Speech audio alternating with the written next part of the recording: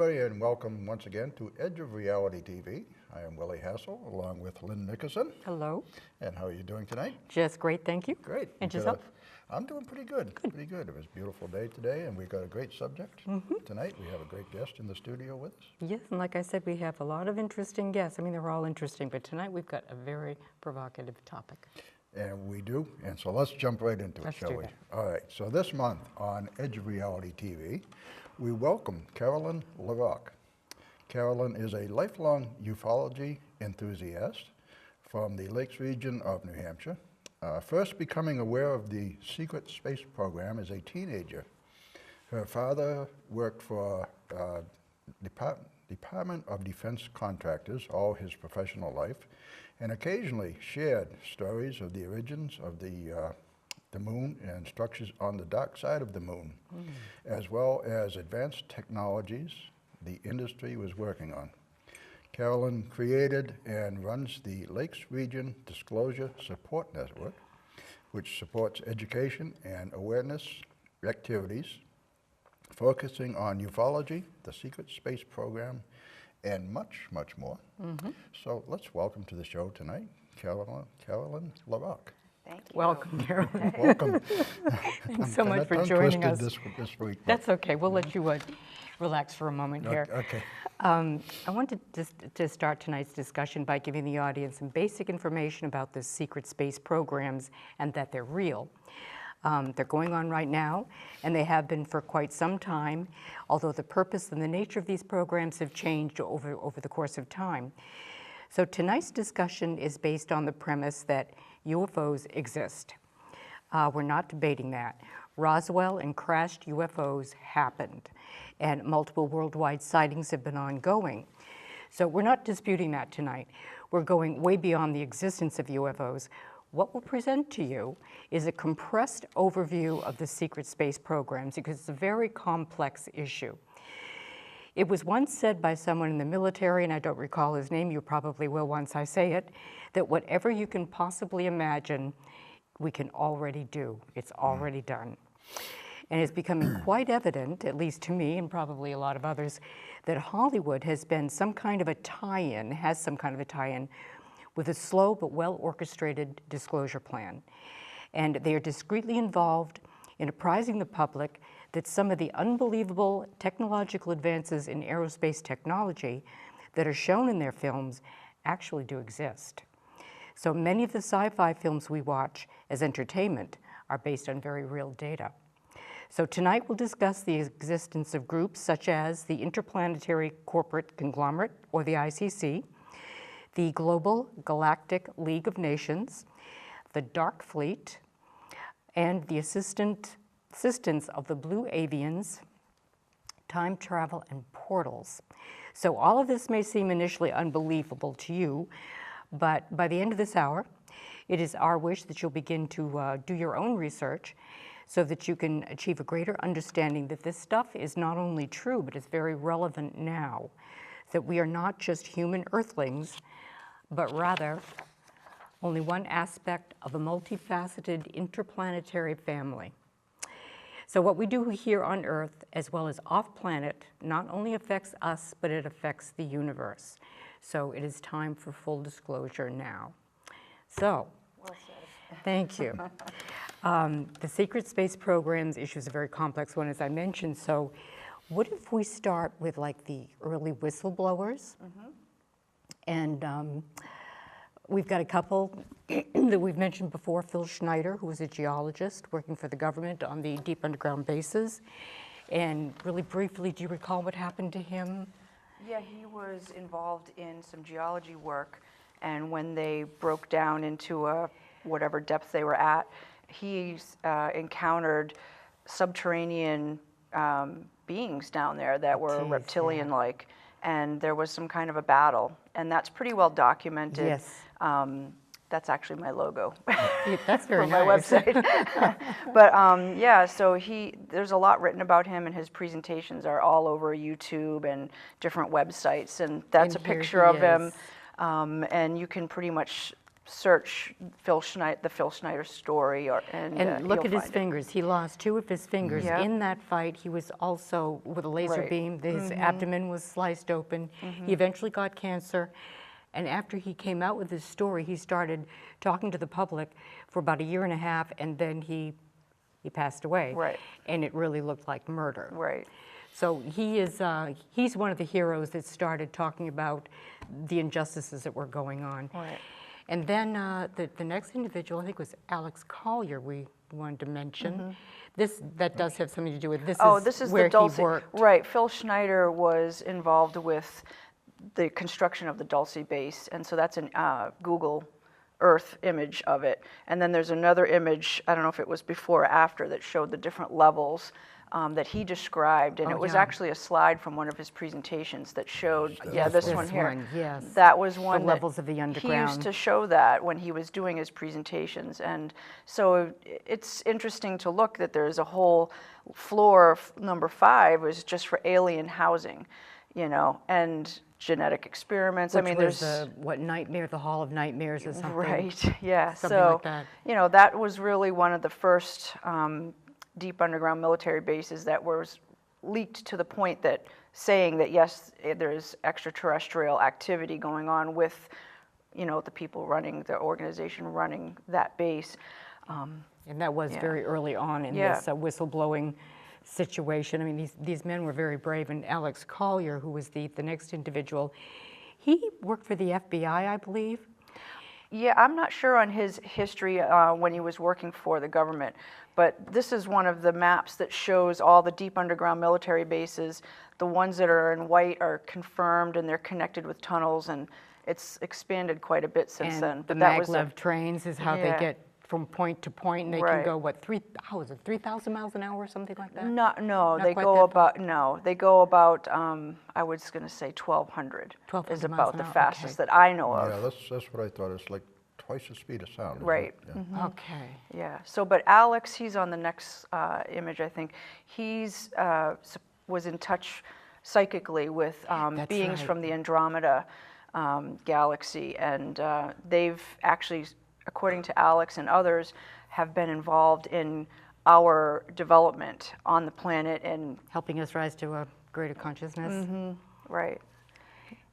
But he's the one who also brought into the whole mix about, that we were engineered, we were actually designed and put here and all that, and that there are 22 extraterrestrial races that were Yes.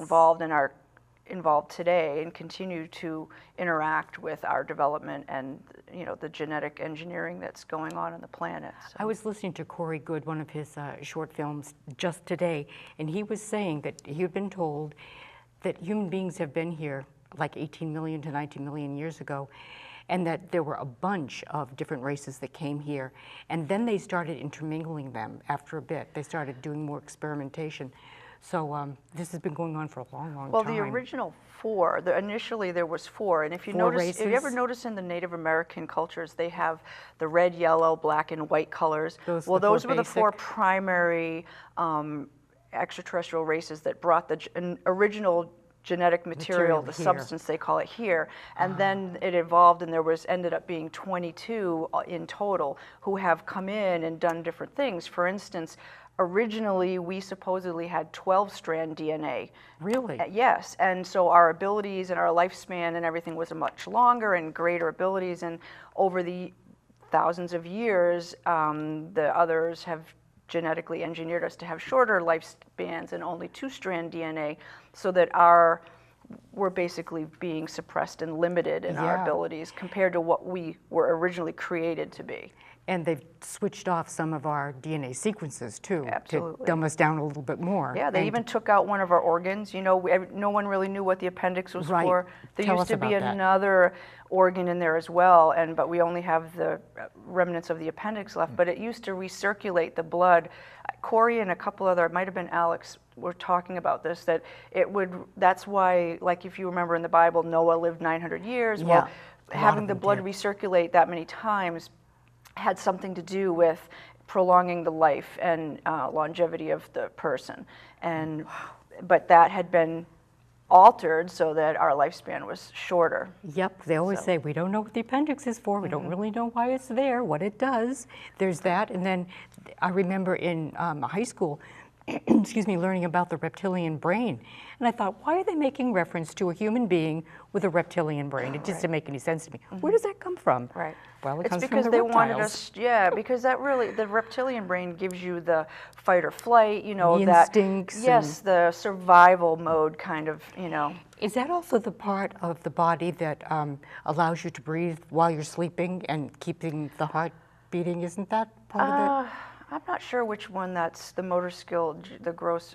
The automatic? Yeah, I'm not sure. I'm not Okay. sure which of the three parts of the brain that's connected with, but Okay. yeah. But yeah, that's amazing that that stuff has been altered over millennia. Were you going to say something? No, go Oh, ahead. okay. So we've got Corey Good here and then David Wilcox, and these two are whistleblowers. Now, David More Wilcox. modern, yeah, more modern yeah, era, very yeah. recent. What is David's background as far as, was he ever involved in the military? No, he runs the Divine Cosmos website, and he's an author. He's more into the Law of One, where it's a spiritual, you know, channeled guide, like, you know, Ra Yeah. from the Egyptian Ra. Yeah, in the Law of One. Yeah, so the Law of One was pretty much an ethics code, a way to live, you know, that explains how you live so that you're constantly increasing your spirituality, your consciousness, your service to others, you know, the whole moral way that we're expected to live. Okay, so he's just getting involved in this as a disclosure. Right, he's position. actually, yeah, he's actually had a lot of spiritual and extraterrestrial type experiences. Okay. Yes, so he's, if you read any of his books, he writes about that quite a bit, and so he is definitely tuned in. He has psychic dreams where he's connected, and you know, all sorts of things like that have brought him to this point where he's working with Corey. And how exactly did he get hooked up with Corey Good? Well, David started interviewing other whistleblowers. He got in touch with, Okay. I think there's at least 3 other insiders who Yeah. worked in the secret space program. It was Randy Kramer, Michael Ralph, are two of the other ones, and then Corey Good. and he they've talks been, of Pete Peterson and a couple That's others right. That he is vetted out and believes that they are true insiders, and that's this is Ralph, that's isn't it? Randy, right? And Randy was the one who was similar to Corey. He did the 20 and back. Corey started in the My Labs program, and Randy was kind of like a genetically engineered military soldier from okay. birth, and so he went and spent most of his time on Mars. So to just recap, Corey Good, Randy Kramer, and Michael Ralph here, they were, at least Corey was indoctrinated into the government at a very early age, 5 or 6 years old, and he was trained and he went through all kinds of testing, and he was constantly evaluated. If he was being tested on one thing, he was also being evaluated on his aptitude for the different programs that the space program, secret space programs, were advocating at the time. And this, we're talking 60s, 70s and 80s, wasn't it? Right. He was considered in the 80s. So Because Corey has the empathic abilities. that's right, he was a psychic empath. Right, and so they often used him to determine if somebody was telling the truth, if, you know, like could feel if there was deception, things like that. And, you know, Randy was more the soldier. Okay. You know, trained and yeah. And Corey was saying that he would sit in on ETs being interrogated, and he said that there were dozens of ETs that are visiting here that came here sort of illegally against the protocol. Some of them were coming here against the different policies that we've got interplanetary-wise, and that the U.S. government would interrogate them. And he would sit in on these interrogations and try to interpret telepathically if these beings were being deceptive, if they were giving all of the truth. if they were aggressive and trying to hide it, that sort of thing. You know what was interesting too? Corey and David had a guest on the Cosmic Disclosure Show. His name was Clifford Stone, and he was a sergeant in the Army, and he was recruited by the Secret Space Program. And his purpose was, because he was also telepathic and empathic, and whenever there would be a UFO crash or something like that, he was sent in with the crash retrieval teams because he could communicate with them. Really? And he was the one who said that back in the day, they had 57 different types of med kits, and that's how many different types of extraterrestrials they would regularly respond to at crashes. What they called crashes, we know they really shot them down. They shot them down, But, yeah. you know, but so that was just really something that for me, like I thought I knew a lot about. Talk about Heinz 57, that's kind of weird, isn't it? Yeah, but I mean, I thought I knew a lot until Clifford Stone came on. I've been reading up on him, and the information he gives on the medical kits and what happens at these retrievals and stuff is really fascinating. What period was that, Carolyn? He was back, I'm trying to think which like war era it was. He wasn't involved with Roswell, was he? Is he an older man? He's yes, it doesn't go back that far. I don't think he's at 50s, 60s maybe? I would say that, yeah. It's hard to believe that we knew all about that, like the Heinz 57 back in the 50s and whatnot, although we were aware of some of the ETs that were visiting us because we were developing deals back then when Eisenhower was in office. So this was just from Michael Ralph. He was featured in the book with the others. Even Clifford Stone is in that book along with Randy Kramer and Corey, but Michael's referenced in that book as well. So if people want to know about him. Wow, that's just amazing. Well, so let's get into the secret space program and actually what was going on, that there had already been established the, I want to say intercontinental, the Interplanetary Corporate Conglomerate. That was actually the second one. Oh, was it? The very first program that came out was through our Navy, and they started the Solar Warden program, and that's the one where Reagan actually stepped into at that point. And that was the first space program, and they're the ones that have orbiting bases. But by 1981 or 84, I can't remember, the early 80s, we already had 571 spacecraft and 2 orbiting bases that we don't know about. I'm not talking about the ISS. I'm talking about manned, regular orbiting space stations and satellites that were also manned by 2 to 4 men. And so in the 80s. Yeah, so Solar Warden, if you know, I included some pictures later in the presentation for you, but yeah, Solar Warden was the first one, and you can think of them in terms of they're like the Coast Guard of our solar system. They pretty much work within our solar system, primarily around Earth and the Moon, but they do go further out, and they're kind of like just running security, who's coming, who's going, and anytime people come and go from the Moon and things like that, Solar Warden is aware of it, and that's their job. So, and then the ICC developed, yeah, this is a Solar Warden craft. It can go from the atmosphere right on up into space, into the Moon. Oh, that's incredible. Yeah. That's the vehicle. Would that have been also the same Delta-type vehicle that intercepted the teardrops when they were leaving, which we'll get into a little bit later? Yeah, I'm not sure which ones were doing that, but you know, this is one that is pretty well accepted as it's part of Solar Warden. So, and I think I have a couple others in there as well on that one. I mean, we've had such ability. That's what like one of the spacecraft carriers, like if you can think of an aircraft carrier, it's about the same size, but it has multiple modes of propulsion and anti-gravity, you know, cancellation and all that, and it carries the smaller ones like we just saw, can carry them anywhere around in our solar system that they're needed, and then they're deployed. Yeah.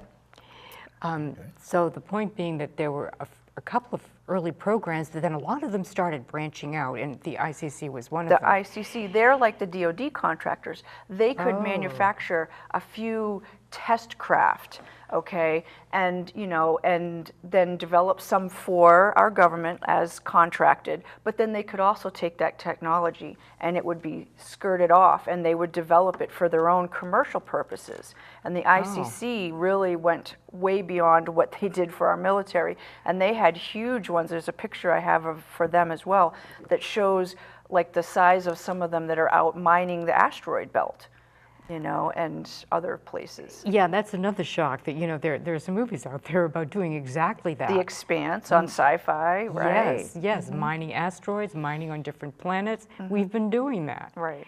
It's really hard to grasp Right. onto.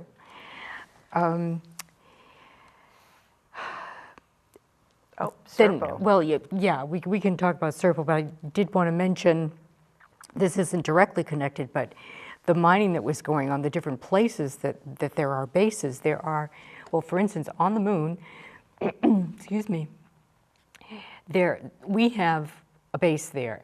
China and Russia have a base there, and then other ETs.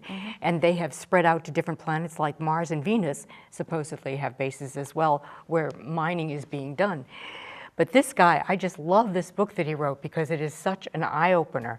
In 1965, there was supposedly, but it's documented, 12 astronauts that went to this planet called Serpo, and it took them 10 months to get there. So would you like to get into that a little sure. bit? Yeah, it was really an exchange program. Like a cultural exchange type thing, right? Right, and President Kennedy at the time authorized it. And In they did 1962, I think he they authorized actually- 62, and then they went in 65. They left in 65, right. And so they went and, you know, they were basically learning how the Ebens, they call them the Ebens, it really stands for extra biological entity, but they're just called the called Ebens. Ebens. Yeah, and there was a lot of technology exchange. Even while our astronauts were there during that period, in the book, there's a whole time chart that shows how many different times, and there was several other landings that a mothership, let's say, Yeah. came and landed at the Nevada test site multiple times. And then in 2009, and then after the program was over in the 70s, and not all of the astronauts returned. One had died on the journey, 2 had died on the planet, and then 2 others decided to stay.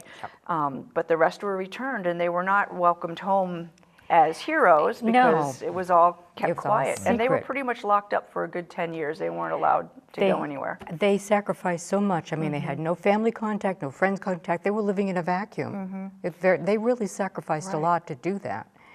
And the other interesting thing, too, is since the planet Serpo didn't have the same rotation, I guess it wasn't as large or larger than the Earth was. It had 2 suns, and yeah, they couldn't measure time. They couldn't like measure they time, so normally- they had taken a bunch of backup batteries with them, but they eventually died.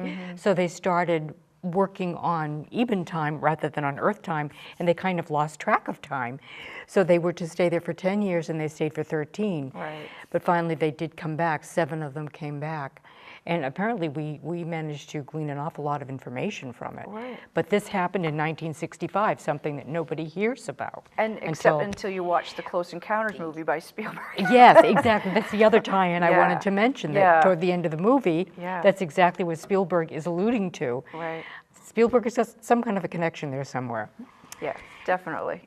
I think there's Yeah. a couple pictures, unless we took them out. I don't know. It's probably going to I don't know what advance here. happened here. It looks like I got a picture on top of a picture there.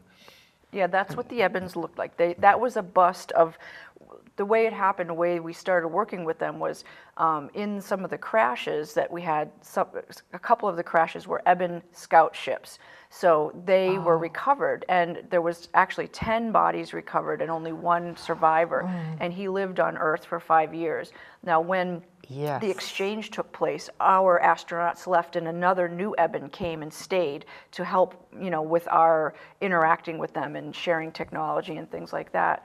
So, yeah, that's just basically what they looked like. Was a lot of that done telepathically, or did they have like a translation device at that time?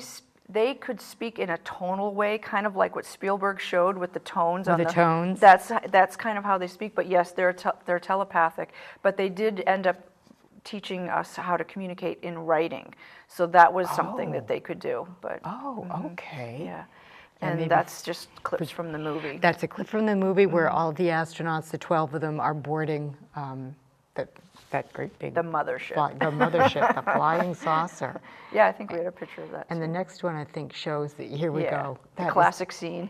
Yeah, so classic. Yeah. I mean, there's so much truth hidden in these things. But for all those years, they had only really secretive meetings at the Nevada test site until 2009 when they had that diplomatic visit, and they actually landed on a small island near the Johnson Atoll. Yeah. And that's pretty well documented in the book and elsewhere on the internet. And they had diplomats from Russia and China, the U.S., the Vatican, a lot of different diplomats were there, just like we're seeing now. Yes, yes, with Antarctica, Yeah. which we'll get into. Wow, it's just kind of hard to believe. Okay. So another good point to make is that we've got, this fantastic aeronautical technology. We've got planes that can fly to the moon and back within a few hours. Actually, in a few minutes. A few minutes Yeah. now. It's minutes. When Buzz Aldrin went on his ride recently, how long was that? I thought he had been gone for a few hours. I don't know, they have all different Different types stories? of craft. And so some of the older triangular technology is a different type of propulsion system than what they have. Yeah. And one of the other advantages or advances they have is a device to materialize just about anything, food or just about anything. Just like on Star Trek. Just like on Star Trek. And we have the ability, of course, to cloak aircraft, and I had an experience with a cloaked helicopter in Sedona. Oh, nice. In June of 2005, and by December of 2005, there was just a short announcement on the radio that the U.S. government was finally able to perfect cloaking. Yeah. And using stealth devices. And at the time, I didn't realize that a stealthing device was, you could cloak. Yeah. I thought it was just speed with no sound. Well, you know what? The best movie example of what we have now is from the Avengers. That big flying aircraft carrier. That's right. A lot of the insiders have agreed that is pretty close to what we really have in terms of the size and the cloaking ability. It just literally, and it's gone. And it's gone. It's fascinating. Well, how about if we get on to Norman Berggren? And he was a mechanical engineer and a former scientist with the Ames Research Laboratory, which is the entity that eventually became NASA. And he had been studying the rings of Saturn, photographs that had been taken on Voyager 1 and 2, I think, in 1980 and 81. And he started looking at the rings of Saturn, and he had been told that it was just primordial dust and whatever, and then it would be kind of like stationary. Only as he was comparing the photographs that had been taken over a 9-month period, it started changing, and he couldn't account for it. And he realized that it wasn't just space debris, that there were actually vehicles or structures within the rings of Saturn.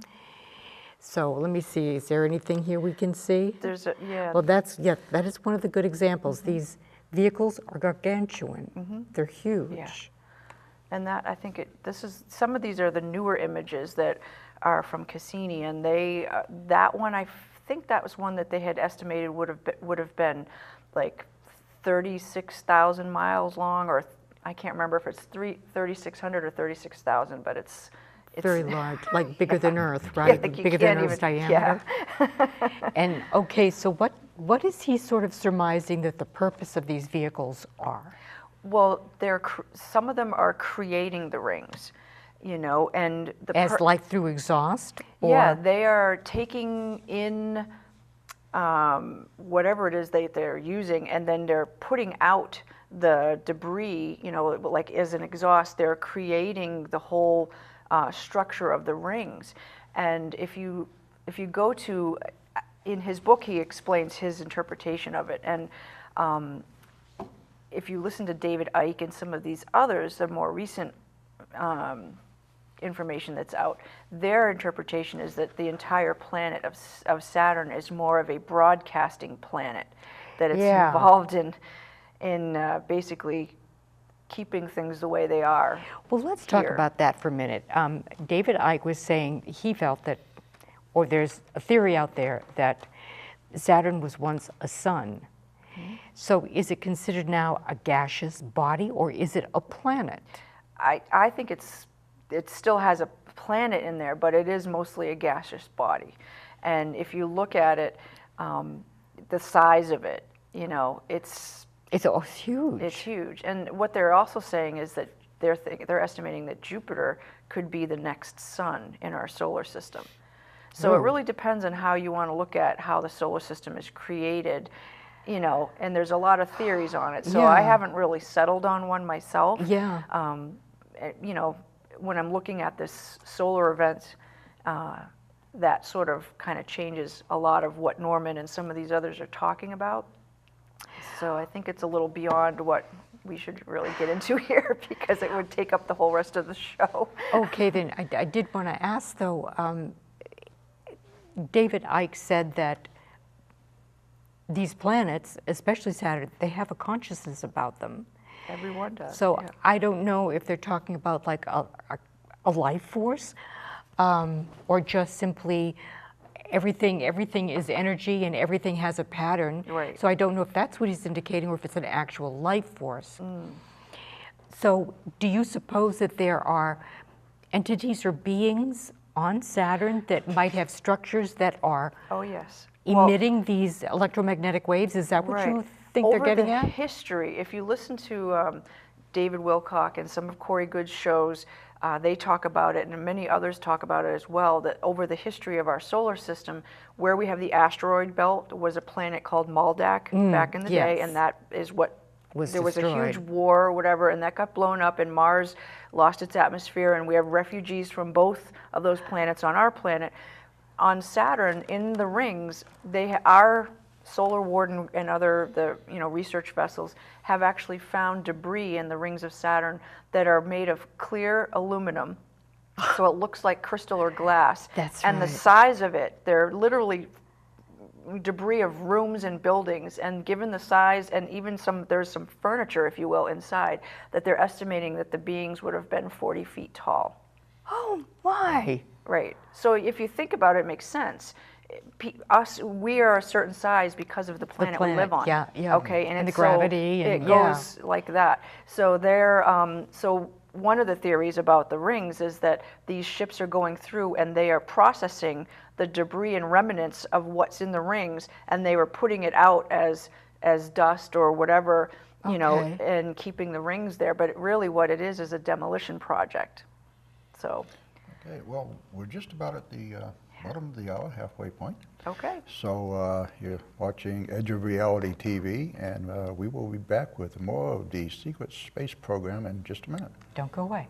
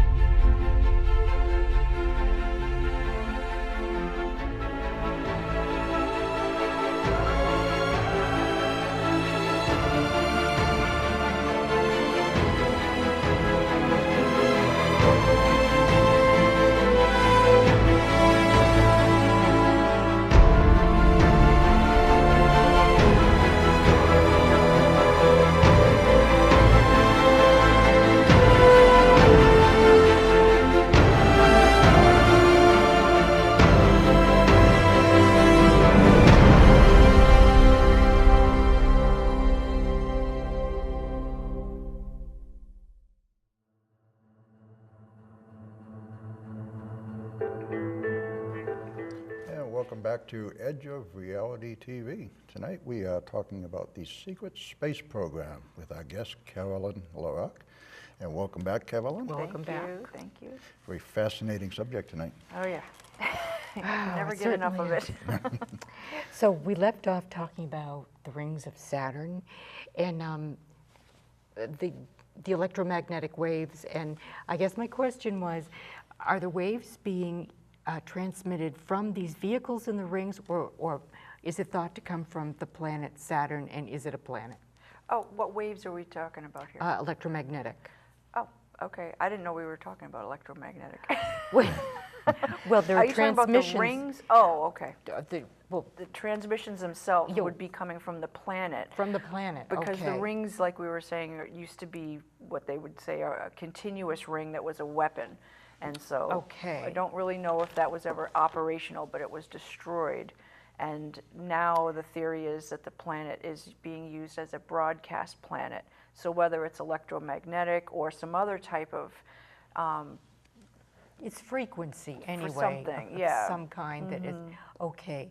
Then what do you suppose the part that the vehicles are playing that are found in the ring, what part do they play? I personally, based on Norman's literature and David Icke and a few others, I think that they are demolitioning the remnants of that structure. The ring see. used to be a continuous structure that was part of a weapon. It had housing in it, there were rooms and the whole thing, and I think that they've been basically demolishing that and destroying evidence that it ever exists, and they're just leaving the dust and the debris, and maybe they're recycling some of it if it was clear aluminum or some other materials Okay. that maybe are usable. They Yeah. might be collecting that in some way and processing it, taking it elsewhere, but I really think that they are basically, you know, cleaning up the history of our solar system in that regard, and they're out there doing work. They're working to do something. Who do you think that they are? Not us. Not us, okay. I don't think that they are us. Let's just say that. Close I enough. really couldn't tell you. Okay. Yeah, I couldn't tell you. But for instance, that is not us. And what is that? That is one of those huge, like the images we saw, very large spacecraft that was near Saturn's rings. And Okay. it moves all around. There's more than one, and it moves all around our solar system. And Corey and David and a few other insiders, they refer to it as what we were talking about, the Galactic League of Nations. They're not, we have some personnel who are traveling with them that work, Okay. you know, with them, but they're like an intergalactic league that they're like in Star Trek. They're out exploring, Yeah. researching. Maybe they are responsible for maintaining something in solar systems of certain densities or whatever. It's a sort of a beneficial collaborative effort. Yes, they're all Okay. working on for whatever purpose in our solar system at this time. And if you've seen the Cosmic Disclosure show and some of the descriptions that Corey gives of the Mayan breakaway civilization, you know, everyone has that mystery, the Mayans disappeared. Well, Corey and some others say that they either ascended or they became interstellar or intergalactic anyway. And they have these huge cigar-shaped craft, like in the movie The Arrival. They look like they're Yeah. made of stone, of granite or some sort, and they just travel around and they have work to do, whatever that is. Well, we do know that there are some Mayans left. I mean, there are descendants, but And if they're- you ask them what happened to their population, they'll say Do they they? returned to the gods. they return to the They gods, returned really? to the gods, yeah. Okay. It's just mind-blowing, some Yeah. of this stuff. Well, given that we're out there, we're mining. I know, what is it, beryllium and titanium and aluminum? Was that one of them? All sorts of, yeah, exotic, some that were not on our periodic table, but they are now. And there's, Oh. yeah. Okay. And that's kind of one of the ways that people who write about the moon and the origins of the moon, that's what I looked at with my dad, was that they did find, you know, minerals and metals even on the moon that do not exist here on Earth. And Okay. so, you know, the origins of the moon's always been in question. And if you listen to like the information we got from the Ebbins on Serpo, they say that the moon was brought here 65 million years ago to start the human experiment. To And start the human experiment? Linda Moulton Howe is in agreement with that, and she Wow. also has her sources and says the same thing, that our human experiment started 65 million years ago. Why is it that the moon was so instrumental to humans then? Well, they brought it here, it was the original ark. all of the DNA for everything on our planet was brought on the moon, according to, well, there Okay. was some reptilians and certain species were here before that. Yes. Okay, but when the moon arrived, it gave tides to the planet, and they actually terraformed the planet when the moon arrived, and they brought in other life forms and DNA at the time, and humans were started. So was the moon supposed to be as desolate as it is now? It's when that not. It happened? has thousands of layers inside, and there's our Lunar Operation Command and such is on the surface, but the 22 races of extraterrestrials that are managing our genetics on this planet have their own outposts on the moon. Oh, I didn't know that. I hadn't read that. Linda Moulton Howe has a documentary called The Prometheus Lab, and she talks about that very much. It's excellent, and you can get it on her Earth Files website, and it might be on YouTube or Gaia. I think it might be on Gaia now as Gaia. well. What are we looking at here? Is this the moon or is That's this? the moon, Okay. and that is like a satellite dish, but the point sticking up out of the middle of it is 7 to 9 miles high above the surface of the moon, just to give you an idea of the size of it. And the diameter of it, you can see, is not quite 9 miles, but it's We were much noticing bigger that than anything we could build. there's something that looks like it's sort of blocked out, or it's almost like an amoeba or a paramecium. Like a line. Well, on the, but it's it almost oblong. like it was overlaid or something. It looks like it's overlaid, but overlaid and sort of distorting the image a little bit. It could be the way they knitted it together. You know, when the satellites take pictures, and then they have to piece them But together. it's a loop. Where are you talking? It comes around. It's a loop. Maybe you can see it. So I was just wondering what that might be. It could be in the overlay. Well, the other matching thing it my up. dad and I used to talk about was that if you look at the different size of the craters, okay, some of them are massive, massive, others are smaller, whatever, Yeah. but they all have the same depth. Oh, do they? So logically, that makes no sense. If you have No. something this big, Big, you'd have it a should leave more a deeper depth. crater than something that's this big, Yes. but they're all the same. Okay, so then let's broach the idea of the moon being artificial. And that's on the moon, So mining operations. it looks like It's a strip mine on the moon. Yes, it looks like it's a planet of substance, though. It looks like it's got an interior, so. And if they colorize that, you look down below, there would be a little bit of vegetation there. I've seen that, a little bit of clouds sometimes, a little Yes. bit of trees and whatnot. Yes, NASA has done a very good job at altering the contrast and the color, like taking the color out, pretty much. I mean, why would they want to do that anyway? Okay, so my point being, I mean, we've got a couple of 100 feet here that's being dug into the moon. Is there a hollow section, or is it that in certain areas they've simply hollowed out levels? Yeah, it depends who you want to listen to. I've read about 4 different books, and some of them say that it was a planetoid that had been retrofitted and built out, and others say it was a completely artificial structure like the Death Star, and that they've camouflaged it and they brought in all of the surface material to make it look like a planetoid. But you know, and it's so old. I mean, it's millions and millions of years old. So it doesn't, I mean, it was either towed here or it somehow got here, but they're mining it. Like people, like that's what I didn't understand, is if it was an artificial body, why would they be mining it? Yes. So there's definitely some unanswered questions, but clearly there are some things there that we don't get on Earth, and they're mining that, the ICC primarily. Okay. Yeah. Then what about Phobos being one of the moons of Mars? That's considered artificial as well.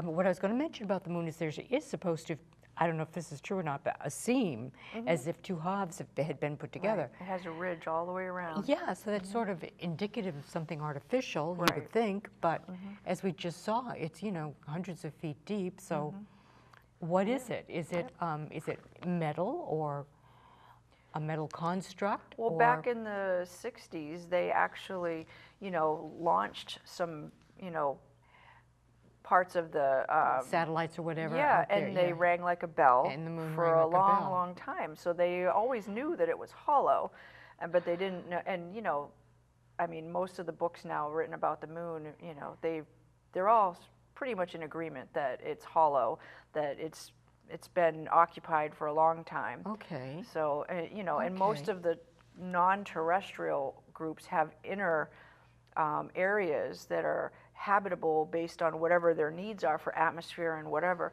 And so there are different levels. And then most of our Earth-based bases on the moon are mostly on the surface, although they do interact with the others. That there's like the Lunar Operations Command is considered, you know, like a neutral area where most people have to go when they're Yeah. coming and going from the moon. That's their first checkpoint, if you will.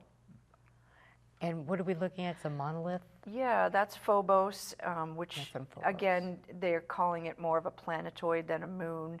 And yeah, that was a picture that one of the early ones I looked at with my dad that showed that there's a monolith on Phobos. Just like in 2001: A Space Odyssey. Oh, yeah. Whoa. Whoa. Okay.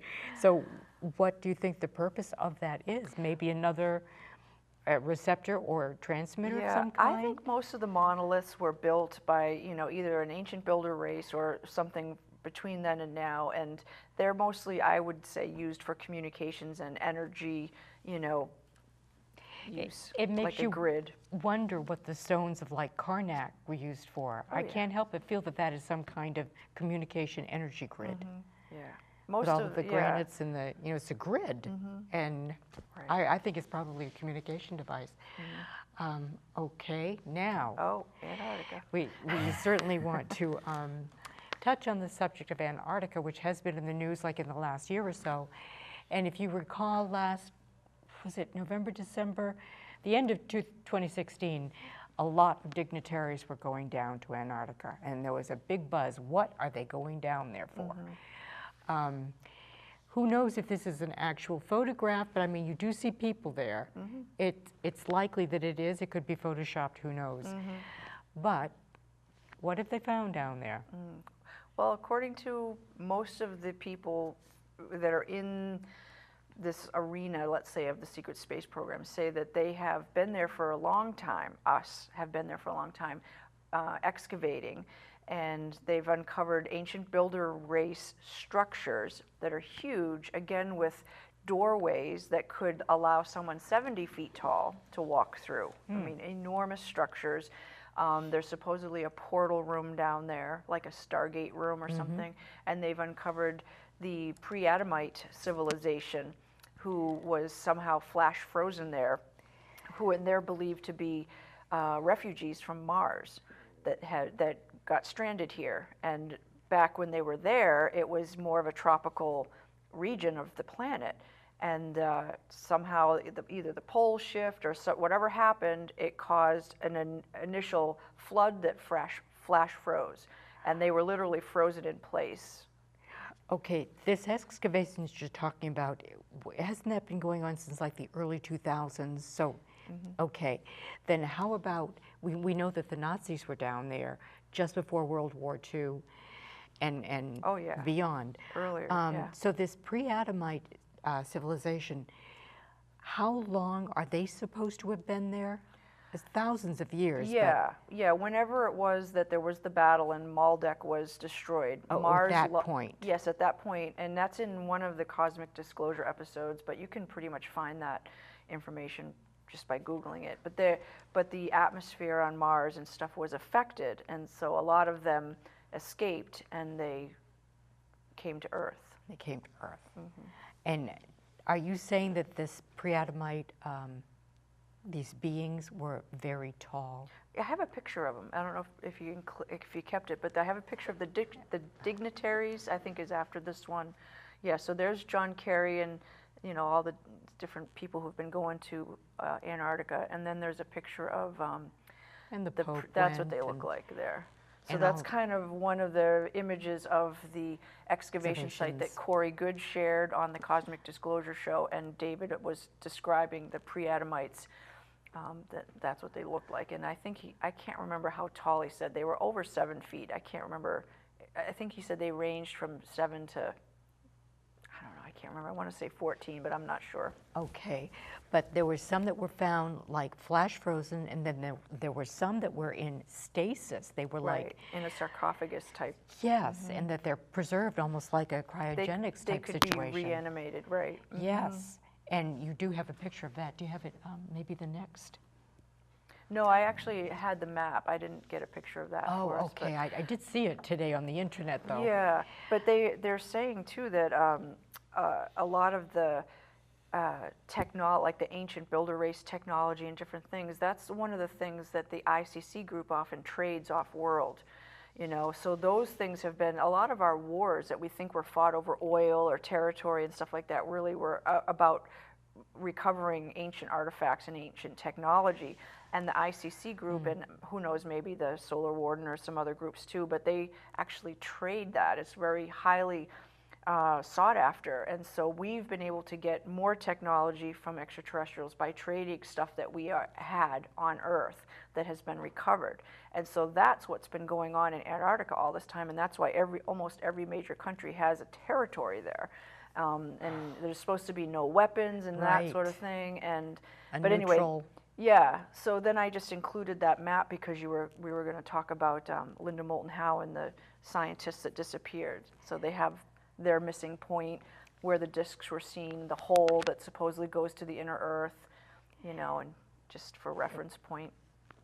So there were like, what, 15 scientists, I believe, Yeah, that were dropped off? I never even really read the details on that, so you probably know more about them than I do. I don't know, I'm starting to forget it now, but they were dropped off, and they were supposed to be working on one of the projects down there, and then they disappeared. They were gone for 2 weeks. Right. When they found them, I can't remember what the reconnaissance was all about, but 2 weeks later they found them, and none of them would talk. They were all mute. It was like they were scared to death. And the recovery plane is the one that saw the hole. And that was the thing. And so it's believed that the missing scientists ended up somehow either in one of the old Nazi bases or in the inner Earth area that Corey Goode talks about. And so it depends who you listen to what that was all about. But they were supposedly taken there for some reason. Somebody took them there. And then, yes, like you said, when they came out, it was like they were just... The zombies. Yeah, dumbstruck or whatever, just shocked beyond belief, or their mind was altered or something. Something happened. None of them would talk. They were put on a plane and they were taken to Christchurch, Australia. So. And then all of their equipment was loaded on another plane. And that's kind of like the last that we've heard about the situation. Right. So there's definitely something that was going on down there, and it's probably the disclosure of the civilization that they're uncovering. Well, and that's the thing that most of us feel is when any kind of public disclosure comes from any of our world leaders, it's theorized that it's going to start with something to do with Antarctica. They're going to lead in, like they've already been talking about, you know, life, finding things here and there and water on Mars and stuff, but as far as what's going on Earth, they're going to start with that. And somehow, I think that's why all the dignitaries went down there for whatever they had to do down there, but I think that's going to be where it all begins in terms of disclosing what it'll unfold, let's say, from Antarctica on out. Prince Harry went down and the head of the Greek church, and then the Russian Orthodox Church. Russian Orthodox Church. That was a big one. Yes, it was. He's never gone anywhere. And then the Pope made it down there. So there were like 3 religious dignitaries that went down there. And I got to thinking, what is going on down in Antarctica? Yeah, we'll find out. I think that's going to be one of the first things that they, and you know, but they're in the process of removing all the important stuff, and they're going to just show us what they want to show us. Well, maybe not. Maybe not. Maybe we'll get more disclosure than that.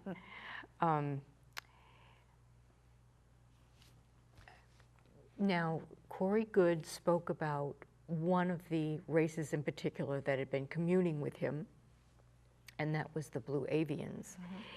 And I don't know if people are aware of this, but it's like this Illuminati cabal group. They seem to be very fractured right now. They're kind of kind of they're panicking because their little paradigm for making money and keeping us enslaved is sort of breaking down. So the blue avians are, according to Corey, they're benevolent beings that want to help out Earth, although there is this given that they're not supposed to interfere with our evolvement, but there's a very large concern about our use of atomic weapons and nuclear weapons and misusing them, because everything that we do does affect the universe. They don't want to see us destroy Earth. I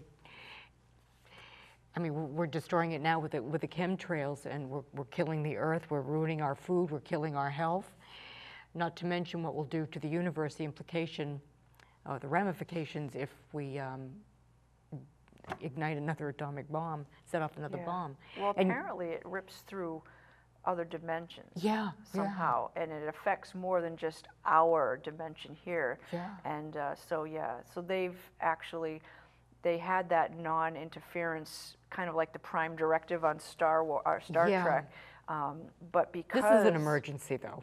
Really. And it goes beyond that. I mean, it also has to do with the Dark Fleet going out and doing things that they shouldn't be doing, and a lot of the ICC, they're trading not only technology but people. You know, that kind of off-world human trafficking is going on, and then the whole biosphere is in jeopardy because of what we're doing here. So they've actually been interfering for a while, not without us knowing. Right? You know, 1999 to 2001, they started putting the spheres out there on the outer limits of the solar system, and since then they've increased them, and they're like great big balls of light.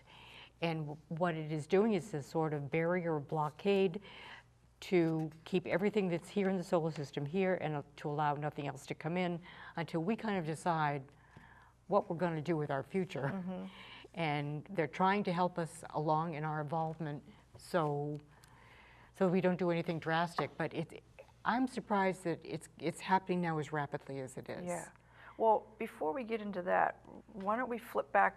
Willie just flipped through a couple of slides, but you wanted to show pictures of the Dark Fleet and some of those. So right at the square one, right, the next one, these are from Corey's.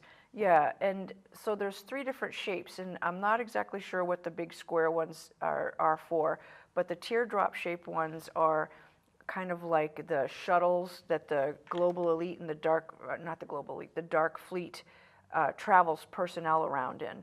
And then you've got the big triangle ones that are more like a battle cruiser that he describes as it's basically a conquering weapon that they use when they go outside our galaxy. Most of the Dark Fleet works outside of our galaxy. And they've apparently, some of the old Nazi SS group that works with the reptilians, they have used these kind of craft to go out and conquered like 21 different star systems near us here in our galaxy. So that is, one of the things that's going on. And then if you go to the next one, it gives you an example of the ICC, the Intergalactic League of Nations, the giant long cigar-shaped craft. Those are similar to the ones we've seen in Saturn's rings, but they're also interacting with our sun's corona. So whether they're monitoring what's going on with our sun or whatever, but those are the same ones, like the cigar-shaped one we showed earlier on Saturn. So that's what that one looks like. And they're supposedly caretakers of different galaxies and solar systems within our galaxy. And then you've got the ICC, which is the next one that shows the big carriers that are out mining, and like that's an example of what it would look like. They're kind of like, they could be orbiting space stations or be positioned wherever, and then the smaller ships are kind of like bringing the material, and it's processed in this one, and it's kind of like a traveling factory or Is that in flight right now? Is that? Yeah, it looks like it's over the planet somewhere. Okay. Or a planet. I don't know. Hard to make out what it is. Right. Okay, so what we just... So I just wanted to go back before we get to that part is, part of the problem that we're having is there's so many different factions of the SP, that they're all kind of doing their own thing, and that's what the big issue is, because the white hats in our loyal military, like the Solar Warden, there's a lot of groups in the Solar Warden level of SSP that want disclosure, because the ICC and the Dark Fleet are doing things that they consider extremely unethical. And then the Solar Warden group sticks to the kind of the ethics that the humane treatment of civilians and that sort of thing, right along with the rules of the Navy, how they run their, their ships. They also run the Solar Warden group. So a lot of them are the ones who have really spearheaded getting this disclosure out and ending some of this off-world human trafficking and things like that are going on, besides the trafficking going on here. And But it is, the Dark Fleet consists of reptilians and then Earthling Illuminati type thing. So just so. well, not necessarily Illuminati. The Illuminati are more the deep state cabal that are running things here. Okay. The reptilians are working with the Nazi breakaway civilizations that went down to Antarctica during World War II and, kind of started their own space program that fought Okay. Admiral Byrd back in the day and all that when he went Okay. down. So the Draco reptilians run the Dark Fleet with the old Nazi SS group. Okay, so they're not involved with the cabal then? They do. I mean, they certainly do, because Okay. there's some kind of interaction. Okay. But it's not like the cabal are out there. Yeah. They're here. Yeah, But, they're interacting. Okay, so I thought it was they're sort of a kind of like, collaborative if you effort. think of in Egypt, remember the pharaohs were in charge of what's going on, with that area of the planet. That's kind of like how the cabal are. So the cabal are taking orders from somebody, whether it's the Draco or whatever, and the cabal are basically the pharaohs, the modern day pharaohs. That's Okay. my best analogy. Okay. That's how I feel. But I did want to Agreed. ask you, what is it, does David Wilcox mention the fact that perhaps the Earth has already tilted a little bit? Oh yeah, you can actually Okay. see it. There's a lot of graphics out there that shows that we are, north is drifted. I the have whole thing. suspected this since about Even 2001. people, like, how I'm really into those solar weather guys on the internet? Yes. Okay, well, the one that I have my pictures of, those sun spheres, he was also sharing how a lot of farmers and different The shadows people, have changed. well, not only that, but they've had to reposition their solar panels. The solar panels that they would use, I have a friend who said the they're same not thing. as efficient as they were. No. And they've had to reposition them because the sun has moved in the damn That's sky. right. And the other thing that I've noticed, it seems like, you just mentioned it, and this is my interpretation of it, the sun seems paler to me. It is. And I just noticed this the past year, that it seemed like on a bright sunny day, it's almost a softer light. Well, it's a whiter light, let's Yes, say. and you It's say whiter, and now that I think of it, that's exactly what it seems to and be, the but it's same not like it solar weather was. guy he has people all around the world who take UV readings. They monitor them for him, and he puts it on a graph and charts it. And this They're year, increasing? we have the highest UV readings we have ever had on this planet. So when you go out there and I've noticed it, I feel like I'm burning faster than I That's ever have. true. It's because we are. Okay, we really, literally are. When I left Arizona 10 years ago, I felt that I couldn't get away from the sun. It just felt like it was burning me all the time, Yep. including my eyes. Yep. Oh, It's true. We That's- used to be down in the low 7s. We're up into the 12s and 13s on most days now.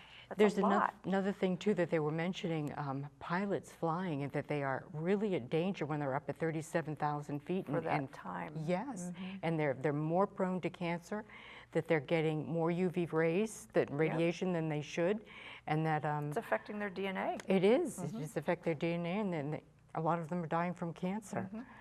How about more on the blue avians? Well, let's go forward and get through, because I think we were What- talking about the genetics. Okay, so is this an example of, is These this are- representative of different races or just hybrids? This is just our different races on Earth. And Okay. then, just to see how many, have official race designations. And then the next slide is what some people consider as an example of a hybrid. Yeah. And one of the ways they're saying you can tell what a hybrid is the eyes are 3% larger than the average. And you know, if you look at this, the shape of this girl's face and everything, you know, she just looks very like the typical skinny gray alien, you know. So It really does. yeah, so it's just an Okay. example to Yeah. you know, compare. Yeah, I had seen that before. Okay, the next one. So this was your chemtrails. Now, have you noticed recently, I'm going to say in the last, I don't know,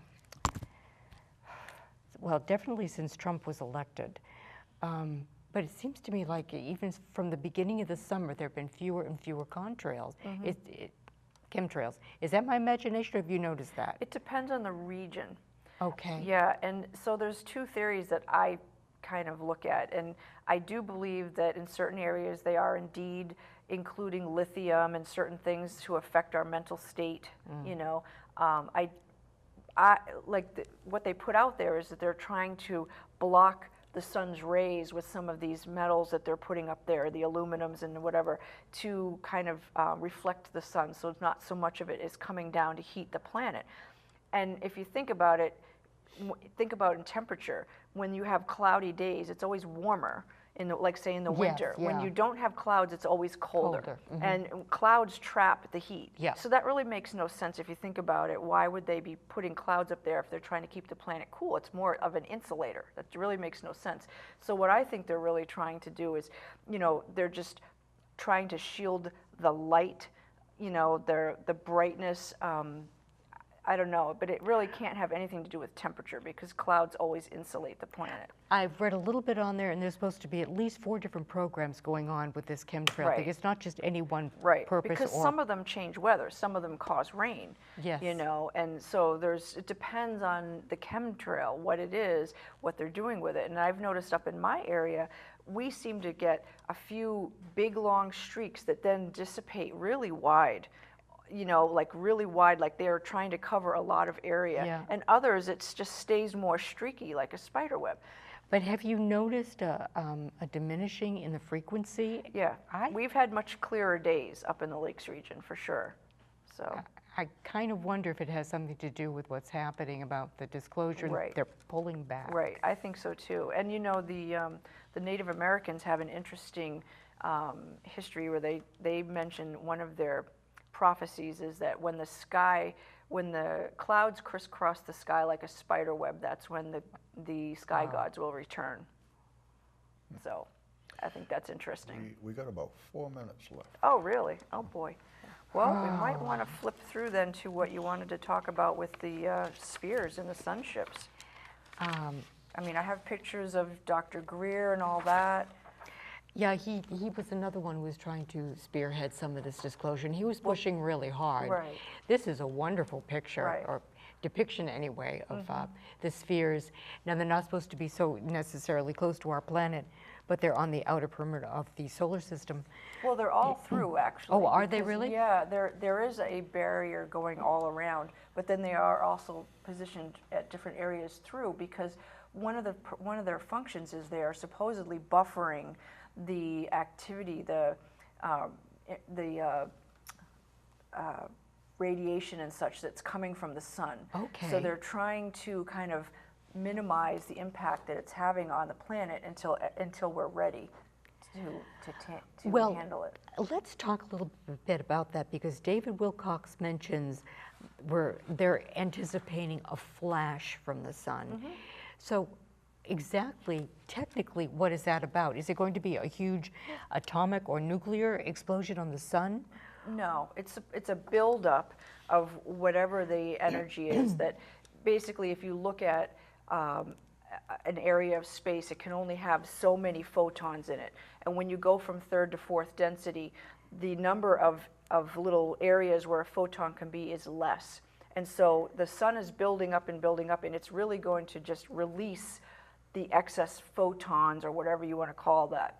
You know, it's not going to be like an atomic bomb going off or anything like that. But it is the kind of thing that if you're not ready for it, you know, you're either going to go with it and you're going to transition to a fourth density, or you're not. And the reason why there's so many of these out here is for those who are not ready to go to fourth density, according to David and a few others. They're kind of buffering the impact. These extraterrestrials are going to take us to another third density planet. I've heard that. So, you know, either way, Yeah. it's not going to be an extinction level event on the planet. That is the whole intervention that is the big deal right now, is that they are here to help us with this transition. And if we're not ready to become fourth density, they're going to make sure that we can, you know, go on to another third density planet. How is it helping us? I mean, what are we going to feel? What can we expect? I don't know. David has some good theories, and he's got information that comes from the Law of One that talks about this. You know, I mean, it's prophesized all over in all the major religions on the planet. It's, you know, the ascension event. I mean, you can call it a bunch of different things. It's supposed to take place between 2018 and 2024. Right. But they don't even know exactly when. It seems like they're always kind of off of their timetables. It was supposed to happen in 2012. They've been preventing it. All these spheres. Truly, is that when it? You see, if you go, Willie, to the end, there is a couple pictures of the spheres. Like that's Dr. Greer, and then that's just there's one. Go back. Go back to one more. There. That's so you can kind of see the the umbilical cord, and we have lots of video of that too. What is going on here? Well, the way it looks to some people, they say, well, that is a ship and it's siphoning plasma from the sun and it's refueling. So that's one interpretation. Other people say it's buffering the activity of the sun so that it's preventing the buildup and the release of the photons, or whatever you want to call this flash. They are preventing it. They are interacting with the sun to push it off until the right time. It has also been mentioned that the sun is used as a portal as well. Oh, yeah. Which I find amazing. Right. You know what, though? We're done. Unfortunately, we're running out of time. Okay. We're just about at the end of the show.